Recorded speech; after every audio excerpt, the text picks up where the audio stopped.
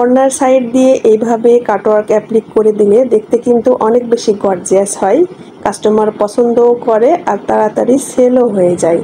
আজকে কাস্টমাইজ করা একটা ড্রেস আপনাদের সাথে শেয়ার করব। কালারটা হচ্ছে কাঁচা হলুদের সাথে অফ হোয়াইট কালার ম্যাচিং।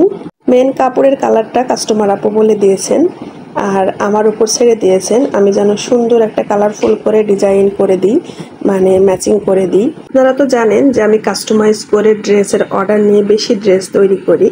এই ডিজাইনটা হবে ডালিয়া ডিজাইন, তবে ম্যাচিংটা আমি করব। আর উনি যেভাবে কাস্টমাইজ করে আমাকে বলেছেন সেভাবেই তৈরি করব। আশা করছি ওনার পছন্দ হবেন ইনশাআল্লাহ।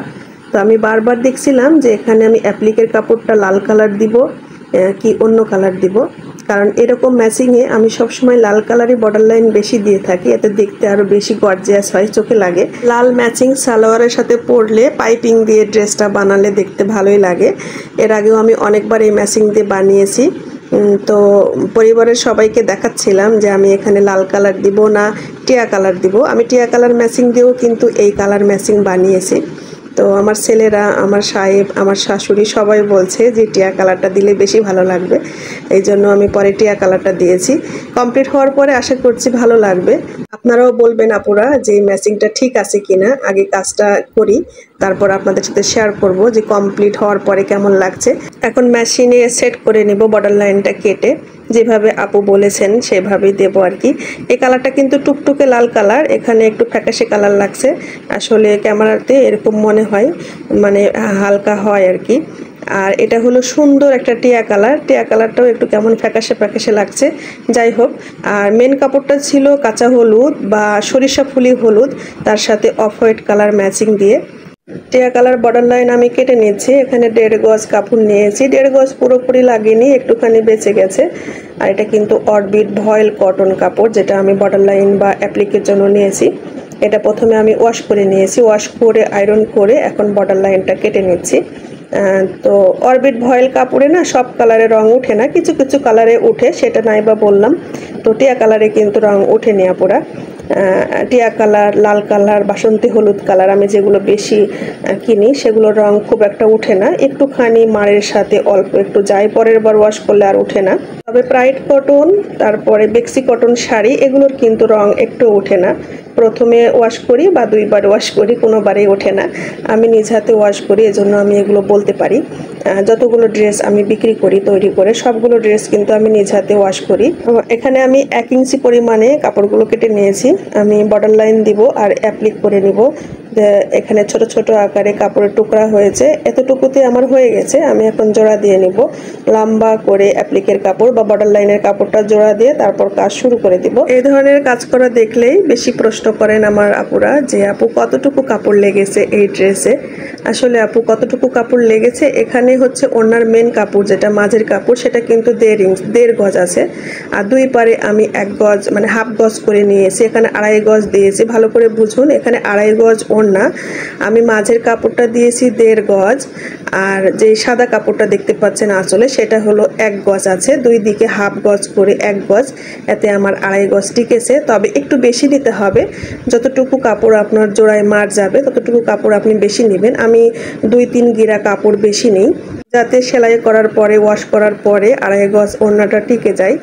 তো এখানে ডিজাইন করে নিচ্ছি, ঠিক যেভাবে কাস্টমার আপু বলেছেন সেভাবে করে নিচ্ছি। ডালিয়া ড্রেস আমার কাছে 2 কালার দিয়ে বেশি ভালো লাগে কেমন যেন।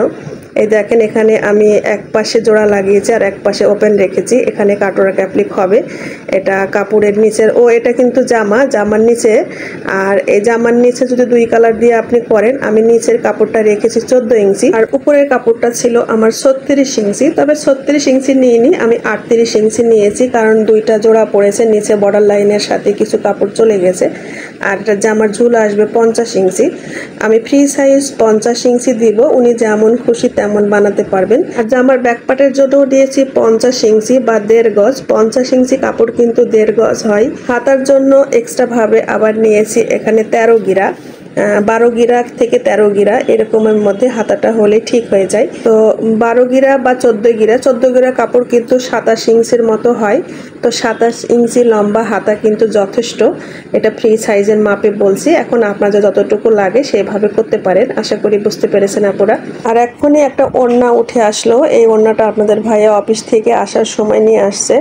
আমি ফোন করে বলে দিয়েছিলাম এটা সাদার সাথে সাদা কালার সুতো দিয়ে সুন্দর একটা কুশি কাটার ওড়না, এর সাথে জামাও আছে। তবে সিঙ্গেল ওড়নাও কিন্তু এরকম আমার অনেক অর্ডার থাকে, আমি তৈরি করি। এটা 2.5 হাতি বহরের কাপড়।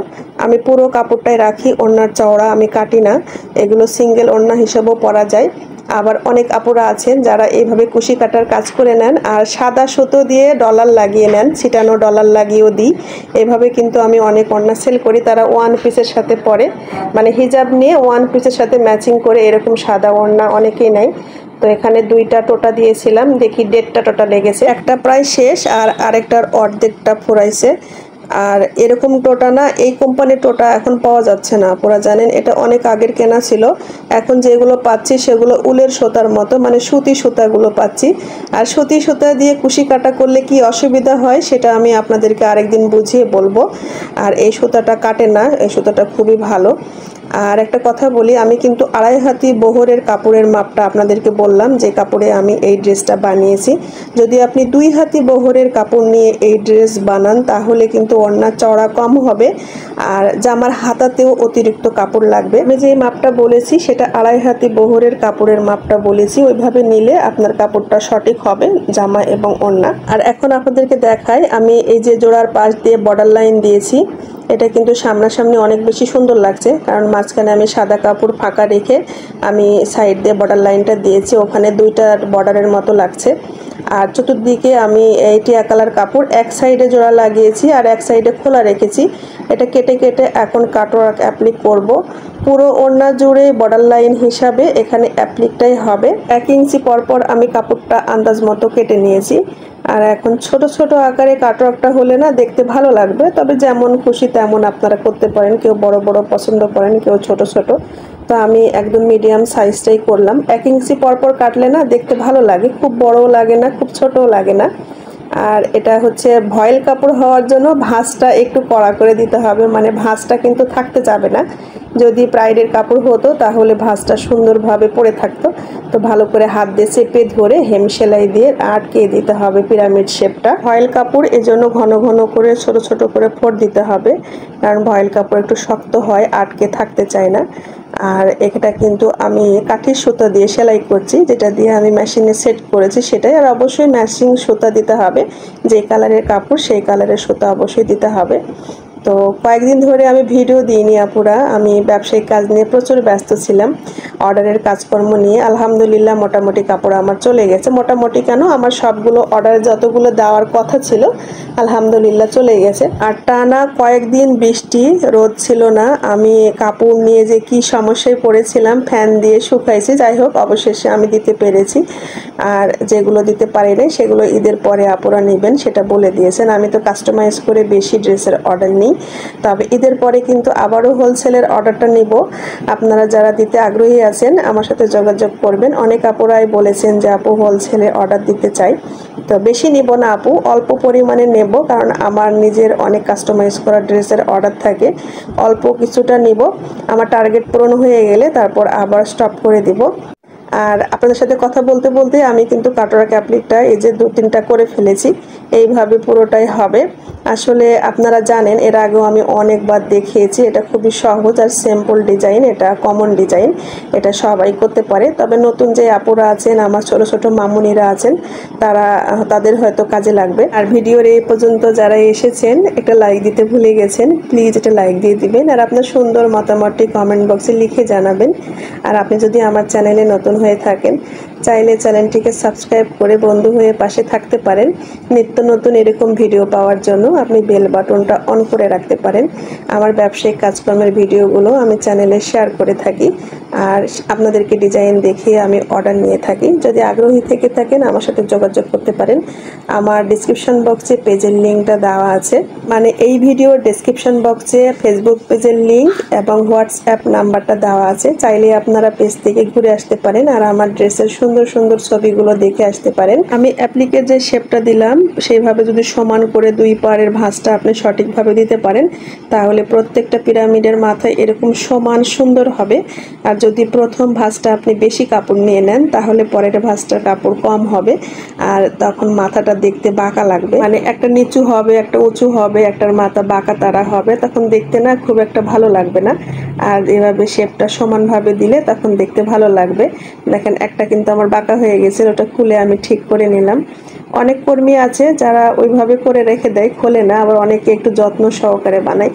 আর আপনাদের ড্রেস কিন্তু আমি যত্ন সহকারে বানাই আপু। এই ড্রেস আমি সকাল 11টার সময় কাজ করা শুরু করেছি, আমার 3:30 বেজে গেছে। আমি কাপড় কেটেছি, মেশিনে সেট করেছি, এই যে একটুখানি পিরামিডের শ্যাম্পুল আপনাদের জন্য তুলেছি, তারপরে বাকিটা কর্মী আপাকে দিয়ে করিয়ে নিব। তো এতটুকু কাপড়ে কাজ করতে কিন্তু আমার 11টা থেকে 3:30 বেজে গেছে। তবে এর মধ্যে আমি শুধু নামাজ পড়েছি, খাওয়া দাওয়া করি নাই, শুধু জোহরের নামাজ পড়েছি, অতটুকু সময় বাদ গেছে। তাছাড়া এতটা সময় লেগেছে, এক একটা ড্রেসে যে কত পরিশ্রম কত সময় দিতে হয় আপুরা। এই যে আমার মনে হচ্ছে কমপ্লিট হলে ইনশাল্লাহ অনেক বেশি সুন্দর হবে। আপনারাও কমেন্ট করে বলবেন আর কমপ্লিট হলে কেমন লাগে আপনাদের সাথেও শেয়ার করব। এখনও তো কাজের কিছুই হয়নি, এরপর প্রিন্ট করা হবে, অ্যাপ্লিক কমপ্লিট হলে তারপর সুতা ম্যাচিং করব, সুতার কাজ করতে দিব। আর এর সাথে কিন্তু টিয়া কালার সালোয়ার ম্যাচিং পরলে আমার মনে হয় অসম্ভব সুন্দর লাগবে। তো সবাই ভালো থাকবেন, দেখা হবে নতুন ভিডিওতে।